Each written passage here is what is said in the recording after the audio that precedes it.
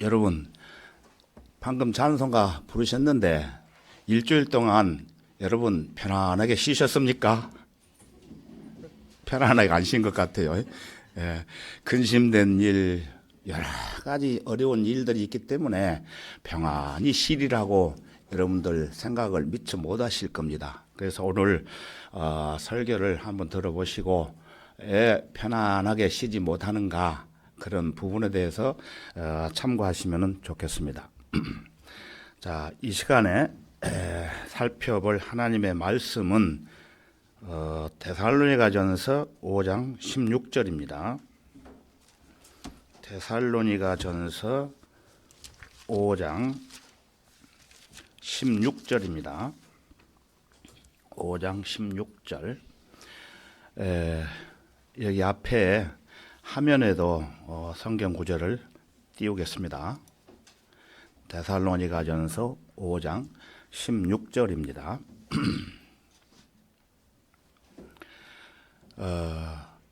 항상 기뻐하라. 예, 항상 기뻐하라. 다 같이 기도하겠습니다. 이대하시고 자비로우신 주 하나님 아버지, 주님의 보배로운 피로 저희들을 구속해 주시고 주님의 몸된 교회 안에서 늘 풍성해 주시는 은혜 가운데 거할 수 있도록 인도해 주시는 은혜 참으로 감사합니다. 이 시간 진리의 말씀을 대언하는 저에게 주님의 영으로 충만케 해주시고 말씀을 듣는 모든 회중들에게도 주 성령님께서 함께 역사해 주시기를 간구드립니다. 주님의 귀한 자녀들 중에 육신의 질병과 연약함으로 인해 일상생활에서나 주님을 섬기는 일에 있어서 그 아픔으로 고생하는 성도들, 지체들도 있습니다. 주님의 크신 능력의 손길로 그 아픈 상처를 어루만져 주시고 빠른 시일 내에 회복될 수 있도록 보살펴 주시기를 간절히 원합니다. 처음 시간이 오매 마치는 시간까지 악한 마귀의 세력으로부터 방해받지 않도록 지켜 주시옵소서. 모든 것을 감사드리며 우리의 주님이시며 구주이신 주 예수 그리스도의 이름으로 기도드렸습니다. 아멘. 오늘 설교 제목은 본문에 나와 있듯이 항상 기뻐하라입니다. 항상 기뻐하라. 예, 여러분 이 세상 살면서 항상 기뻐하고 사십니까? 헬라어 원문으로 따지자면은 신약에서 가장 짧은 구절입니다. 여러분 이 구절을 외우셔도 됩니다. 항상 기뻐하라. 어디를 가든지 항상 기뻐하라. 이렇게 외우시면 돼요. 신약에서 가장 짧은 구절이지만 이 말씀은 태양과 같은 교훈입니다. 태양과 같은 교훈이라는 것입니다. 기쁨이 의무가 된 것이 새 언약의 축복에 대한 확실한 증거입니다. 새 언약의 축복이란 지옥에 갈 죄인이 영원한 하늘나라에 갈 수 있는 시민권을 받는 것을 말합니다. 여러분들이 미국에 가려면 시민권이 있듯이 하늘나라에 가려면 시민권이 있어야 하늘나라를 가는 것입니다. 예수님이 고난을 받으셨기 때문에 우리가 기뻐할 힘을 얻고 기뻐하라고 명령받았기에 기뻐할 수 있게 되는 것입니다. 이 권면을 받을 수 있는 사람은 복이 있습니다.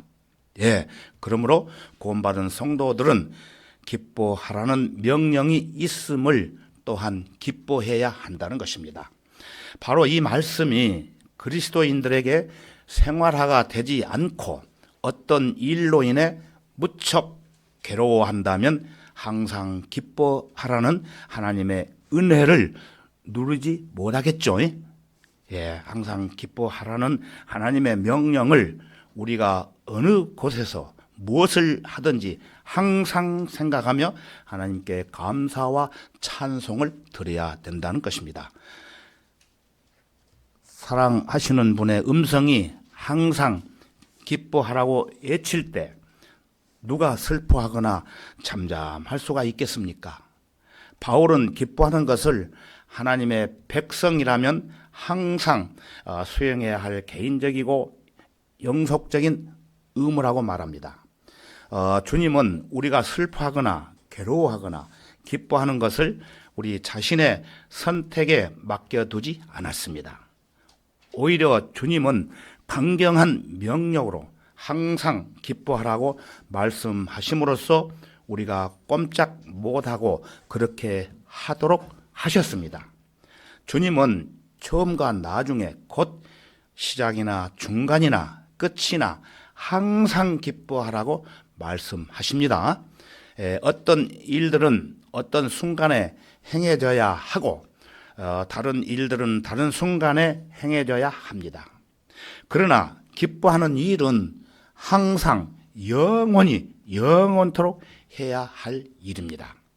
어떤 일들은 한 번만 하면은 그것으로 끝나고 그 일에 다시 매달릴 필요가 없습니다. 그러나 여러분은 기뻐하는 일은 결코 그만두어서는 안 됩니다. 그래서 항상 기뻐해야 한다는 것입니다. 여러분은 어떤 일들이 잘 풀리는 일들이 있을지라도 걱정하지 마십시오. 기쁨으로 감당하십시오. 여러분은 항상 기뻐해야 하므로 모든 일을 기쁨으로 해야 된다는 것입니다. 오늘 본문 말씀이 괴로움과 쓰라림을 맛본 직후에 나와 있는 점을 주목하십시오. 하나님의 자녀는 악에 희생되는 일을 겪기가 쉽습니다. 또 비방하는 말을 들을 수도 있습니다. 상상도 못했던 일로 비난을 당할 수도 있습니다. 당연히 친구로 여겼던 사람들의 배신으로 마음이 찢어질 수도 있습니다. 그러나 그런 와중에서도 여전히 항상 기뻐하라는 명령을 우리는 받고 있습니다. 심지어는 박해와 중상이 가해지는 상황에서도 또한 여러분의 선한 이름이 악인들의 악의로 인해 더럽혀질 때에도 여러분은 펄쩍펄쩍 뛰며 기뻐해야 합니다. 그렇게 하면은 여러분이 언제 비참하게 되겠습니까? 확실히 낙심은 사라질 것입니다. 만약 비방을 받을 때에도 우리가 춤을 춘다면 언제 초조할 시간이 있겠습니까, 여러분? 여러분에게 임하는 다른 시험들에 대해서도 한번 생각해 보십시오. 그때도 여러분은 항상 주 안에서 기뻐해야 합니다. 만약에 가장 친한 친구가 죽었다고 가정해 봅시다. 또 사랑하는 가족이 하늘나라로 갔다고 봅시다. 또한 사망이 망하고 급기야는 거리에 나와 앉을 정도로 가난해질 수도 있을 것입니다. 그리고 여러분의 건강이 쇠해져서 폐가 약해지고 심장이 규칙적으로 뛰지 않게 된다면 곧 죽어야 할 병에 걸릴 수도 있다는 것입니다. 그러면 우리 다 같이 시편 90편 10절을 한번 보겠습니다. 제가 띄웁니다. 시편 90편 10절을 보시면 우리의 연소가 70이요 강건하면 80이어도 그 연수의 힘은 수고와 슬픔이니 그것이 곧 끊어지면 우리가 멀리 날아가나이다. 우리의 연수는 평균 80년이라는 것입니다. 그러나 건강관리를 잘 해서 더 사는 사람들이 있죠. 그 사람들은 100세까지도 살겠지만 그 연수의 힘은 수고와 슬픔이니 그것이 곧 끊어지면 죽으면 우리가 멀리 날아간다는 것인데 곧 눈을 감고 죽어야 한다는 것을 여기서 보여주는 것입니다. 우리들은 이 육체 장막을 완전히 벗게 될 거라는 것입니다. 썩어질 장막, 육체 장막입니다. 그래도 여러분은 어떻게 해야 됩니까? 항상 기뻐하십시오. 이런 식의 권면은 끝이 없습니다. 물을 통과하거나 불을 통과하거나 물불이 내 앞을 가로막아도 살거나 죽거나 항상 기뻐해야 하는 것입니다. 바울은 항상 기뻐하라고 말하기 때문입니다. 즉 계속해서 기뻐하고 절대로 기뻐하는 것을 멈추지 말라고 말을 하고 있습니다. 어떤 일이 일어나도 무슨 일이 닥치더라도 기뻐하십시오. 만일 설상가상으로 어둠이 더해진다고 할지라도 곧 칠흑 같은 암흑으로 덮여 있다고 해도 여러분은 항상 기뻐하셔야 됩니다. 그리스도에게는 지속적인 기쁨이 있어야 합니다. 하나님은 기뻐하는 것에 대하여 금지령을 내린 적이 전혀 없습니다. 하나님은 행복에 대하여 제한을 두신 적이 없어요. 여러분은 행복하도록 허락받았다는 사실을 믿으셔야 됩니다. 구원받은 성도들이 불행해지는 것은 하나님께서 명하신 규정이 전혀 없다는 것을 확실히 믿으십시오. 만일 항상 기뻐하라는 말씀이 명령이라면 항상 기뻐하지 않는 것은 그 명령을 어기는 것이죠. 그리고 명령을 어기는 것이 무엇입니까?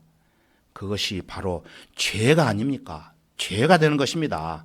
기뻐하지 않는 것은 죄라는 것입니다.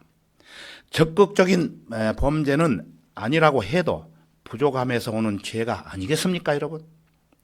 성도 여러분, 기뻐하라는 하나님의 말씀이 있는데도 불구하고 왜 여러분은 기뻐하지 않으십니까? 우리 모두가 기뻐해야 합니다. 성도들의 짐을 서로 짊어지고 서로 기쁨도 나누십시오. 만일 어떤 비난이 있다면 믿음이 적은 것에 대한 비난으로 간주하십시오. 자신의 은혜의 빈약함을 슬프게 탄식하는 것이라고 여기십시오. 여기까지는 모두 서론에 불과합니다. 서론이 좀 길었지요. 자, 그러면 이제 본문으로 들어가겠습니다. 항상 기뻐하라. 첫 번째는 기쁨의 특성입니다. 본문 속에 명령되어 있는 기쁨의 특성에 대해서 잠깐 살펴보고자 합니다. 성도 여러분, 이것은 육신의 기쁨이 아닙니다. 본론이 나옵니다. 지금부터. 만약 육신적인 기쁨이라면은 항상 유지하는 것이 어떻게 됩니까? 불가능하다는 것입니다. 농부는 추수의 기쁨이 있습니다. 하지만 겨울에는 그 기쁨을 어디서 얻을 수 있겠습니까? 겨울에. 또 부의 기쁨이 있습니다. 하지만 재산이 날개를 달고 날아가 버릴 때 이 기쁨을 여러분 어디서 찾을 수 있겠습니까? 또 건강의 기쁨이 있습니다. 하지만 건강은 항상 우리를 기쁘게 하지 못하는 것입니다. 왜냐하면은 반드시 육신의 연약함으로 힘든 날이 임하고 그 연약함과 슬픔의 세월이 찾아오기 때문입니다. 운이 좋아서 이런 세월이 찾아오지 않겠지만은 결국은 우리가 끝날에 죽게 되는 것입니다. 성도 여러분, 본문에 항상 기뻐하라는 말씀은 절대로 육신적인 기쁨이 아닙니다. 본질상 육신적인 기쁨은 영원할 수가 없기 때문이에요. 그러나 하나님이 명령하시는 기쁨은 영원토록 지속될 것들이기에 기초를 둔 하나님의 기쁨이라는 것입니다. 구원받은 성도들에게 이러한 축복이 있기 때문에 이 세상에 사는 동안 육신적으로 어떠한 어려움이 있을지라도 이 기쁨은 육신적인 것이 아니기 때문에 나의 영혼이 늘 기뻐한다는 가사가 있는 것처럼 항상 영적으로 기뻐하라고 명령하신 말씀을 마음에 깊이 새기고 주님과 함께 동행하는 삶을 살아가시기를 바랍니다. 육신적인 기쁨이 아니고 영적인 기쁨이기 때문에 항상 기뻐하라는 말씀이에요. 저는 이 기쁨이 주제넘는 것이 아니라고 굳게 확신합니다. 많은 사람들이 자신의 파멸에 대하여 무지하고 은혜의 구원에 대하여 생소하며 대속을 이룬 피에 대하여 무감각합니다. 그럼에도 불구하고 그들은 자신의 의를 기뻐합니다. 그들은 거짓된 신앙 고백, 이선적인 의식, 또한 헛된 자랑을 오랜 세월 되풀이하며 살아온 기쁨을 갖고 있다는 것입니다. 이와 같은 것들도 항상 기뻐하라고 말하는 것이 아닙니다. 지금 기뻐하는 것에 대해서는 정당한 이유들이 있어야 합니다. 그렇지 않으면 항상 기뻐해야 할 이유가 있을 수 없습니다. 만약 여러분의 기쁨이 정당한 이유를 갖고 있지 않는다면 당장 그만두십시오. 자, 이제 몇 가지 여러분에게 질문을 드리겠습니다. 마음속으로 자문자답을 해보시기 바랍니다. 자, 질문 요지를 여기에 띄웠습니다. 첫째, 여러분의 소망이 예수님이 죄인들을 위해 십자가에 달려 고난과 고초를 당하신 일에 고정되어 있다고 생각하십니까? 맞으면 아멘 하셔도 됩니다. 예. 두 번째, 여러분은 진실로 예수님 안에 있는 생명에 참여하고 있습니까? 아멘. 세 번째, 죽은 자들 가운데서 살아나신 예수 그리스도의 부활로 말미암아 하늘나라에 복된 산 소망을 가진 자로 거듭났습니까? 예. 혼이 구원받고 영은 거듭나는 것입니다. 만일 그렇다면은 기뻐하는 것은 안전합니다. 구원받았기 때문이죠. 또 여러분이 항상 기뻐하는 것도 똑같이 안전할 것입니다. 본문에서 명령하는 기쁨은 주제넘는 기쁨이나 육신적인 기쁨이 아니라는 것이 분명하지 않습니까? 성도 여러분, 여기서 추가로 말하고 싶은 것은 이 기쁨은 광신적인 기쁨이 되어서는 안 된다는 것입니다. 우리의 기쁨이 하나님께서 행하신 구원의 선한 일들에 대한 명확한 이해를 통해 나오는 것이 아니라면 그것이 우리에게 무슨 유익이 되겠습니까? 어떤 이유도 모르고 기뻐하는 자들은 이유도 모르고 절망에 빠질 수 있습니다. 본문에서 명령하고 있는 기쁨은 그리스도인의 통상적인 기쁨입니다. 그것은 희년의 기쁨이 아니라 매년의 기쁨입니다. 추수 때의 기쁨이 아니라 매달마다 얻을 수 있는 기쁨입니다. 날이 새고 어둠이 달아날 때까지 우리는 항상 낮의 태양보다는 밤의 등불과 같은 기쁨, 곧 우리가 넘어졌을 때 우리를 기쁘게 하는 기쁨을 간직하고 있어야 합니다. 넘어져서도 기쁘게 생각하라는 것입니다.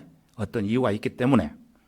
이 기쁨은 절대로 갈수록 줄어드는 기쁨이 아닙니다. 여러분은 세월이 거듭거듭 흐른다 해도 이 길의 방향에서 벗어나지 않을 수 있습니다. 그러므로 우리의 마음과 생각까지도 하나님께 맡겨야 됩니다. 항상 기뻐하라.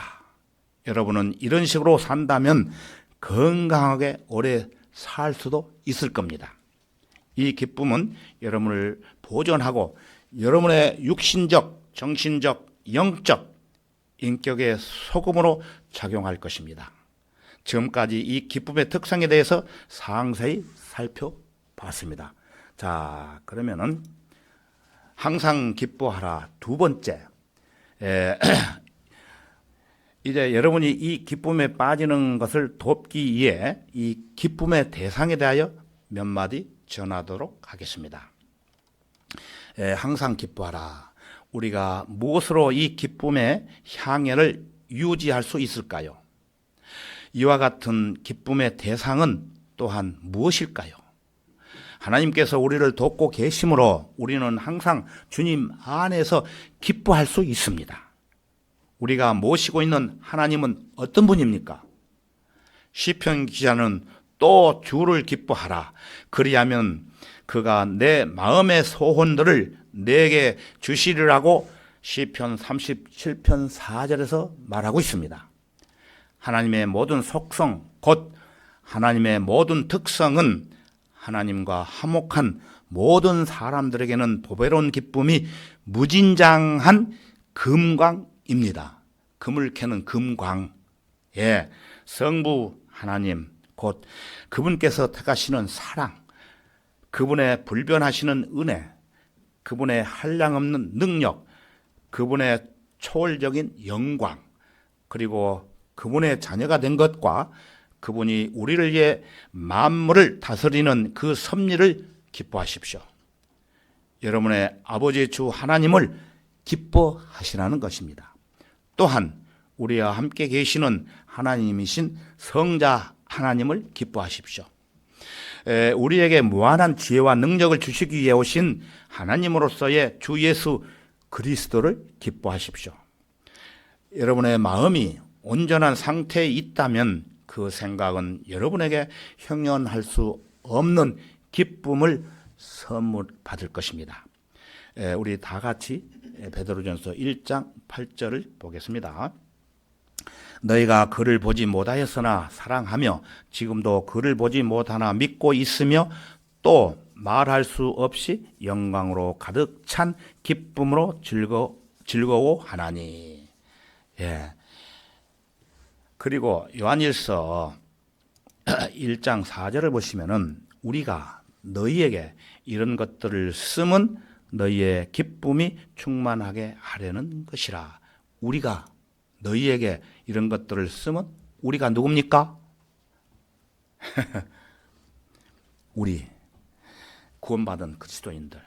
그래서 구원받은 너희에게 이런 것을 쓰면 너희의 기쁨이 충만하게 하려는 것이라. 이렇게 말씀하고 있는데 그리스도인은 기쁨을 가진 사람들입니다. 이 기쁨은 주님의 기쁨이 우리 안에 머물러 있기에 오는 것입니다. 우리 안에 머물러 있기에. 왜냐하면 성령의 열매이기 때문입니다. 성령의 열매는 여러분이 맺는 것이 아닙니다. 어떤 사람들은 성령의 열매를 맺으려고 애를 쓰고 있는데 우리가 맺는 것이 아닙니다. 성령의 열매는 주님께서 맺으시는 열매입니다. 여러분은 단지 그 기쁨의 열매를 나타내고 있을 뿐입니다. 그리스도인은 주님을 사랑하고 구원받은 형제를 사랑하며 성경을 사랑하게 되면은 그 결과 기쁨이 충만해지는 것입니다. 여러분 안에 거하시고 여러분을 살리시고 여러분을 이루하시고 여러분을 조명하시고 영원토록 여러분과 함께 하실 삼위일체이신 성령을 또한 기뻐하십시오. 그러면 은혜가 넘칠 것입니다. 항상 기뻐하라. 이런 하나님을 갖고 계신 여러분은 항상 기쁨의 온천을 갖고 있다는 것입니다. 성도 여러분, 우리가 성경대로 믿는 올바른 마음을 갖고 있다면 복음의 모든 교리가 우리를 기쁘게 하고 복음의 모든 약속과 교훈이 우리를 기쁘게 할 것이라고 저는 확신하는 바입니다. 만일 여러분이 항상 기뻐하지 못한다면 성령의 은혜들이 매우 적극적으로 역사해서 각각의 은혜가 여러분 속에 일어나도록 하라고 저는 권면하고 싶습니다. 항상 기뻐하라. 세 번째, 이 기쁨의 이유에 대해서 살펴보겠습니다. 기쁨의 이유. 마지막으로 어떤 사람은 우리가 왜 기뻐해야 합니까? 라고 물을지 모르겠습니다. 정말 이 기쁨에 대한 이유가 무엇일까요? 여기서 우리는 그렇게 하면은 우리가 행복해지기 때문이라는 논증을 원해서는 안 된다는 것입니다. 세상 사람도 기쁨이 암울한 염려를 몰아내는 가장 현명한 일 가운데 하나로 생각한다는 것이에요. 하나님의 자녀라면은 자기의 염려를 모두 하나님께 맡겼을 때 염려를 몰아내는 가장 지혜로운 일로 간주해야 된다는 것입니다. 그리고 기쁨은 시험을 퇴치시킵니다. 시험. 여러분 신앙생활하면서 시험 많이 봤지요? 기쁨은 시험을 대치시킵니다. 그리스도인은 시험을 그래서 받을 수 있기 때문에 기뻐해야 된다는 것입니다. 하지만 주 안에서 행복하다면 아무리 달콤한 시험의 유혹도 큰 인상을 주지 못할 것입니다. 주님에 대한 이 기쁨은 마음 속에서 세상 쾌락을 몰아낼 것입니다. 일단 하나님 안에서 행복하게 된 사람은 세상 사람이 알고 있는 가장 큰 행복을 경멸하게 되는 것입니다. 그런 행복은 그가 알고 있는 행복에서 완전히 벗어나 있습니다. 하나님의 자녀는 주 안에서 행복할 때 세상의 일들을 결코 추구하지 않는다는 것입니다. 그러나 의무 때문에 단순히 예배당에만 왔다 갔다 하면서 훌륭한 성도인 채 하는 가련한 자들은 주 안에서 누리는 기쁨이 전혀 없습니다. 그들은 자기들의 기쁨을 위해 세상 마귀에게 갑니다. 그들은 수시로 쾌락을 맛보아야 한다고 공연히 말하면서 특히 육신적인 오락을 추구합니다. 육신적인 재미를 붙여서 산다는 것입니다. 그들은 신앙생활을 하면서 기쁨을 전혀 찾지 못하기 때문에 즐거움을 위해 사탄의 궁전으로 가서 즐거움을 느낀다는 거예요. 거기서 사탄을 바라보는 모습을 보는 것은 이상한 일이 아니겠죠? 주 안에서 항상 기뻐하는 사람은 동료 그리스도인에게 큰 힘이 되어줄 것입니다. 그가 여러분 옆에 얼굴만 보여주어도 좋을 것입니다. 항상 새 힘을 주는 얼굴을 가진 성도들이 여러분의 주변에 있으면 그들의 말은 온기를 주고 희망을 줄 겁니다. 힘을 줄 겁니다. 주 안에서 항상 기뻐하는 자들은 그들이 있는 방 안을 기쁨의 향기로 그들이 있는 방 안을 기쁨의 향기로 가득 채우지 않을 수가 없습니다. 그러므로 그 주변에 있는 사람들은 그들의 만족에 뜻을 함께 할 수 있기 때문에 똑같이 행복하게 될 겁니다. 이것이 죄인들을 매료시키는 바로 그런 일입니다. 구원받은 그리스도인은 평강과 기쁨과 안식처인 그리스도의 향기를 풍길 수 있도록 항상 기쁘게 살아야 되겠죠. 그렇게 하면 다른 사람들이 예수님에게 매료되어 하늘나라로 인도함을 받게 될 것입니다. 우리 다 같이 빌립보서 4장 4절을 보겠습니다. 주 안에서 항상 기뻐하라. 내가 다시 말하노니 기뻐하라. 바울은 다시 한번 기뻐하라고 말합니다. 주 안에서 항상 기뻐하라. 내가 다시 말하노니 기뻐하라. 주 안에서 기뻐하는 것은 모든 불화의 치료책입니다. 반드시 그렇습니다, 여러분. 기쁨 속에는 놀라운 치료의 능력이 들어있기 때문입니다. 대부분의 약들은 쓴맛이 납니다만, 쓰지요, 약들이.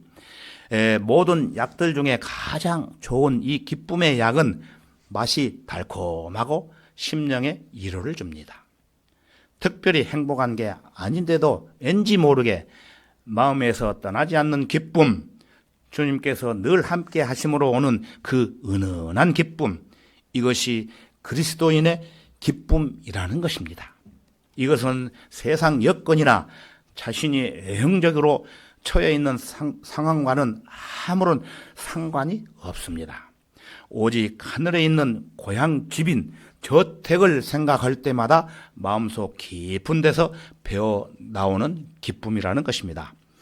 영원한 생명과 새 예루살렘을 떠올릴 때마다 마음 전체를 감싸오는 그 영원한 기쁨이 있다는 것입니다. 그 고향집 저택은 어디에 있을까요? 여러분 생각해 보셨습니까? 고향집 저택. 사람들은 흔히 말하기를 자기가 태어난 곳을 고향이라고 하는데 성경은 그렇지 않다고 말씀합니다. 우리 세은이한테 너 고향이 어디냐 하니까 경찰병원이래요. 왜 그러냐면 경찰병원에 태어났다 고향이래요.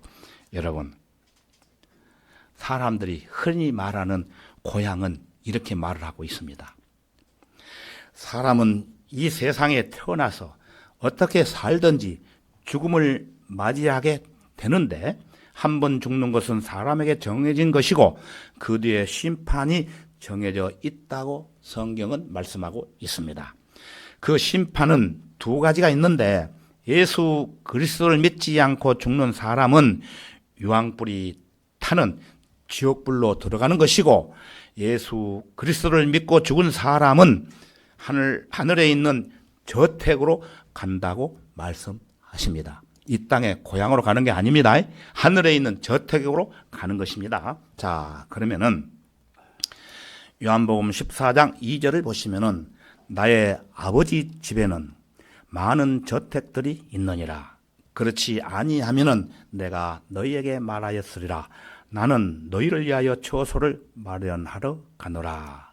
저택이 어디가 있다고요? 이 땅에 있습니까? 아니죠. 나의 아버지 집에는 많은 저택들이 있느니라. 나의 아버지 집이 어디입니까? 하늘은 첫째 하늘, 둘째 하늘, 셋째 하늘이 있는데 셋째 하늘에 하나님이 계시는 곳, 그곳에 저택이 있는데 그게 우리가 갈 집이라는 것입니다. 예수님께서 우리의 죄를 대속해 주시기 위해 십자가에서 피 흘려 죽으시고 성경대로 3일 만에 살아나시고 하나님이 계시는 셋째 하늘로 승천하시면서 제자들에게 이렇게 말씀하셨던 것입니다. 나의 아버지 집에는 많은 저택들이 있느니라. 그렇지 아니하면 내가 너희에게 말하였으리라. 나는 너희를 위하여 처소를 마련하러 가노라 하면서 공중으로 올라가셨다는 것입니다. 이러한 저택에 들어가기 전에 하나님의 시간표를 보면은 중요한 내용이 있는데 이 땅에 7년 대환란이 일어납니다. 그러나 이 7년 대환란이 있기 전에 우리 구원받은 성도들은 하늘나라로 휴거됩니다. 그 다음에 휴거돼서 7년 대환란이 끝나고 난 이후에 즉시 천년 왕국이 이 땅에 임하는데 그 상황을 어떤 천년 왕국이 임하는지를 성경을 찾아서 한번 보겠습니다. 이사야 65장 17절에서 18절을 보시면 보라 누가 말합니까? 하나님. 보라 내가 새 하늘과 새 땅을 창조하나니 이것 이전 것이 기억되거나 생각나지 아니할 것이라. 그러나 너희는 내가 창조하는 것으로 영원히 기뻐하고 즐거워하라. 영원히 기뻐하고 즐거워하라. 보라 내가 새 예루살렘을 즐거움으로 창조하고 그 백성을 기쁨으로 창조하노라. 예, 기쁨 몇 번 나옵니까? 예, 항상 기뻐하라. 그래서 이사야 65장은 1절에서 25절까지가 있어요. 25절까지. 그래서 하나님께서 이사야 선지자를 통해서 기원전 예수님이 이 땅에 오시기 전에 698년에 천년 왕국이 이 땅에 도래할 것이라고 예언해 놓은 사실을 말하는 것입니다. 지금 이 세상 모든 것들은 사라집니다. 하나님께서 새 하늘과 새 땅을 창조하시다는 말씀입니다.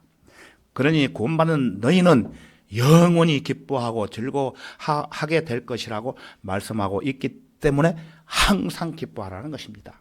그리고 같은 장 20절을 보시면은 거기에는 날수로되는 어린 아기도 자기 수명을 다 채우지 못한 늙은 노인도 더 이상 없을 것이니 이는 100세에 죽은 자가 아이요. 예, 천년 왕국 때는 100살 먹은 사람이 어린 아이라는 것입니다. 어린 아이 100살. 우리는 현재 아까 보신 바와 같이 평균 7, 80년을 살고 있지만은 어떤 사람은 건강관리를 잘해서 100살을 사는 사람도 있다고 그랬죠. 그렇지만 하나님의 시간표대로 이 땅에 천년왕국이 확실하게 도래가 되면은 100살 먹은 사람은 어린 아이라는 것입니다.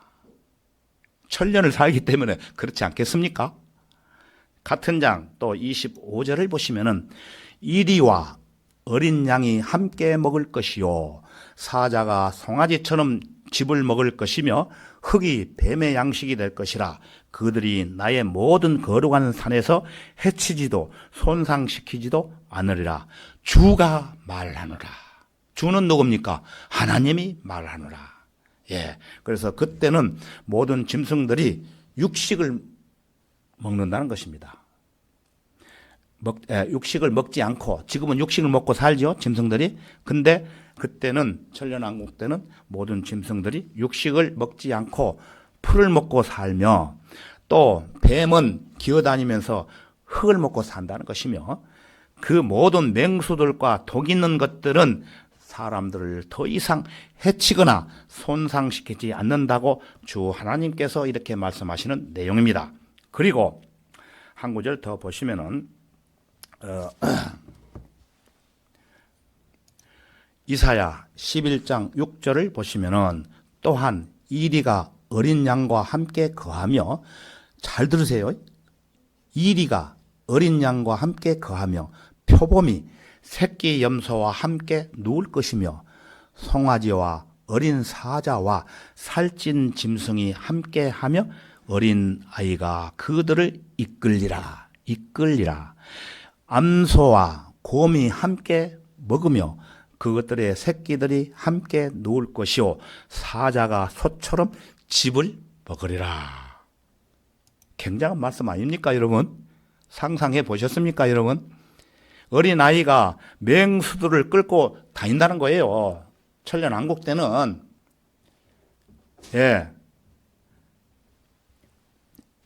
또 이어지는 이사야 11장 8절과 9절을 보시면은 또 젖먹는 아이가 독사의 구멍에서 장난하며 젖된 아이가 독사의 굴에 손을 넣으리라. 그들은 나의 모든 거룩한 산에서 해치거나 파괴시키지 않으리니 이는 마치 물들이 바다를 덮음같이 세상이 주의 지식으로 충만할 것임이니라. 그때는 주의 말씀이 충만하다는 것입니다.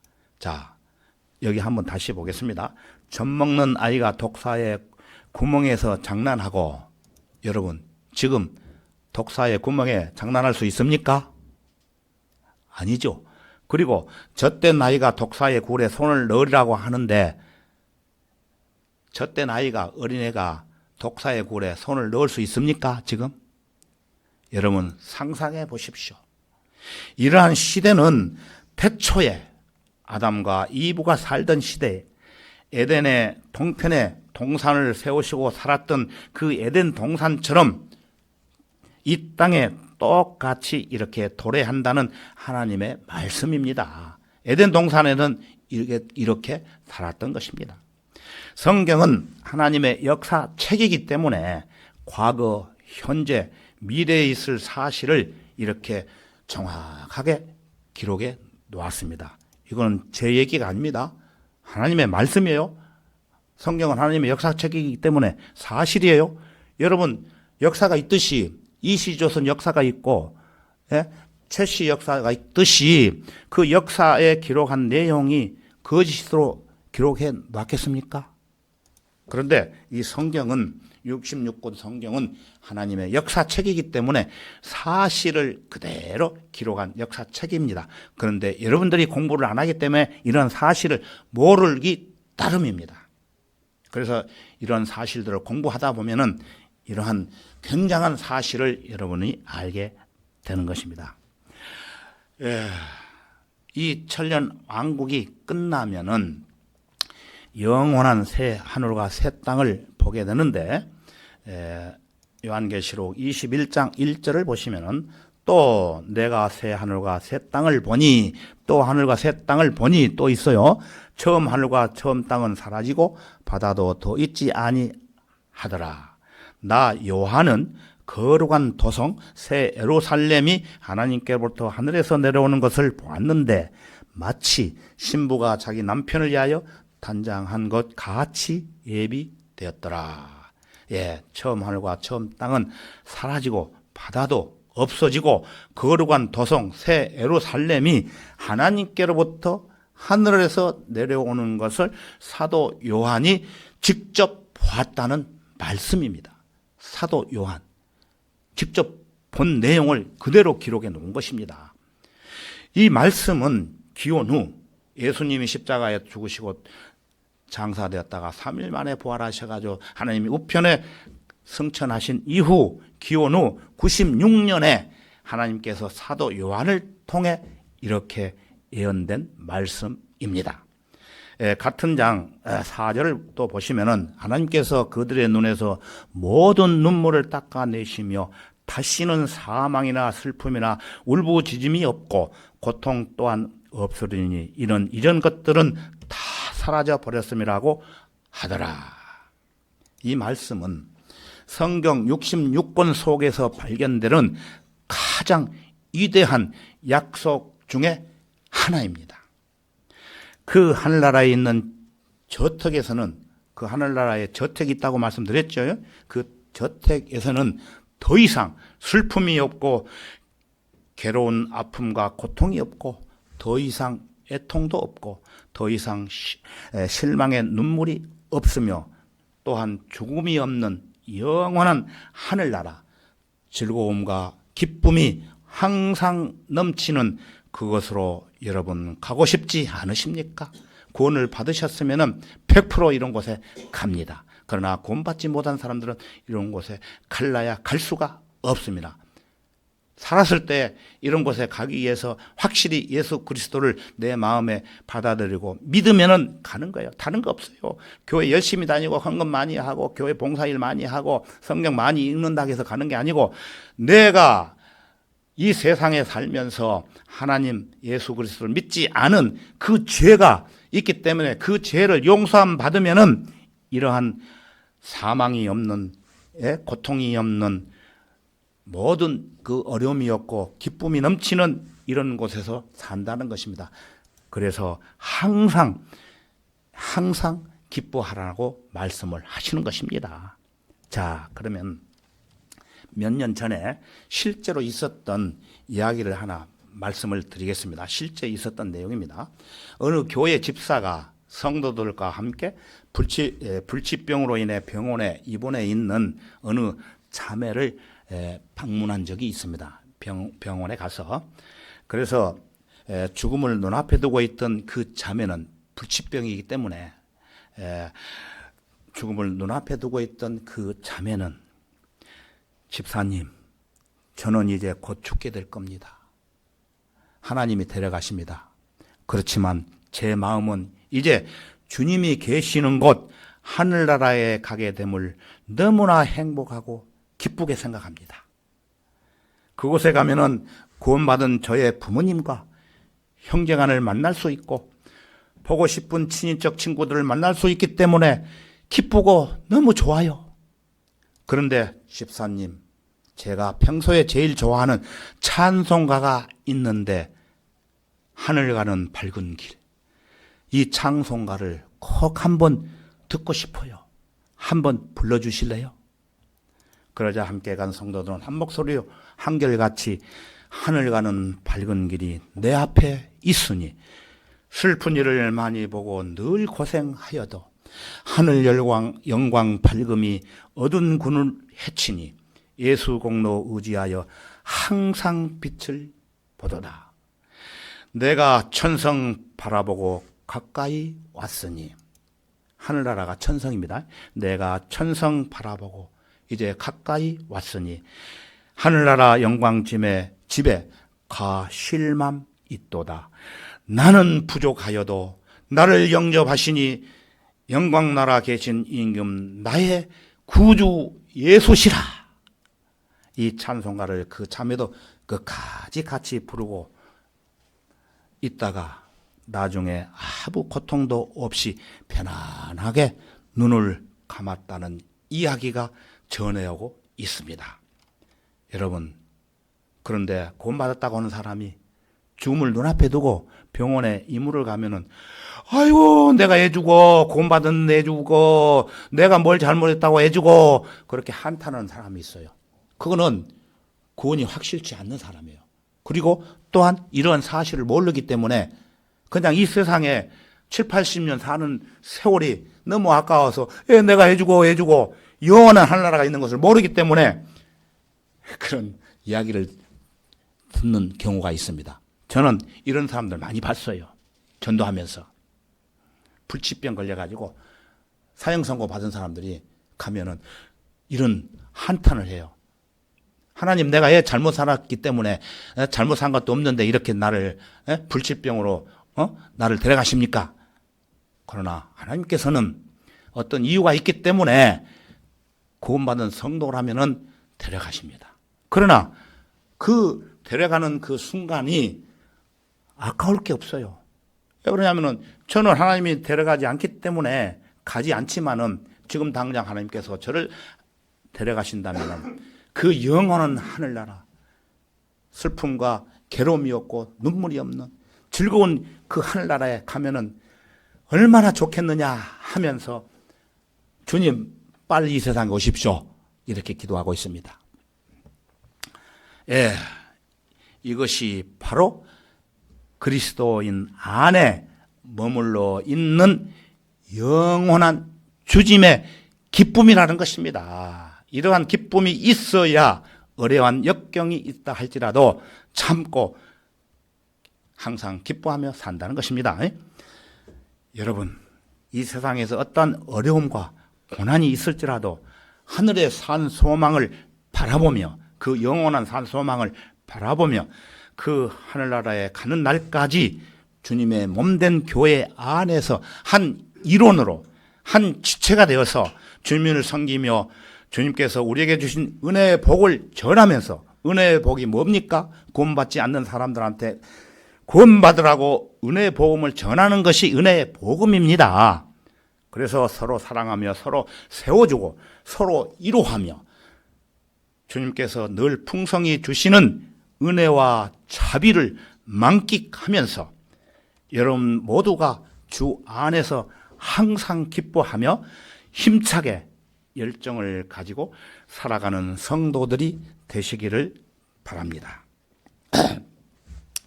자, 그러면은 우리 요한계시록 21장 4절이 띄어져 있죠.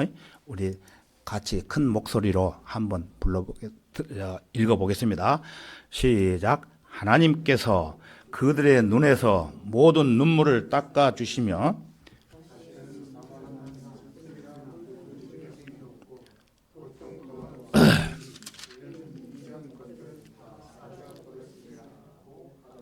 예, 동감하십니까? 예. 자, 그러면은 다 같이 기도하겠습니다. 은혜와 자비가 풍성하신 주 하나님 아버지 감사합니다. 오늘 또 본문 말씀을 중심으로 항상 기뻐하라는 주제로 성경을 살펴보았습니다. 무엇보다도 육신적인 기쁨이 아니고 항상 영적으로 기뻐하라는 말씀을 이 세상 살아가는 동안 어떠한 역경과 시련이 우리에게 폭풍처럼 밀려올지라도 변함없이 오직 하늘에 예비되어 있는 저택을 생각하며 눈물도 없고 고통과 괴로움이 없는 그 도성을 생각하며 주님 오시는 그날까지 사랑하는 성도들과 함께 항상 기뻐하며 살아갈 수 있도록 힘과 용기를 더해 주시기를 간구드립니다. 모든 것을 주님께 의탁드리며 우리의 주님이시며 구주이신 주 예수 그리스도 이름으로 기도드렸습니다. 아멘. 찬송가 한 장 부르겠습니다. 509장 보겠습니다. 509장 교수님과 수고가 가시면서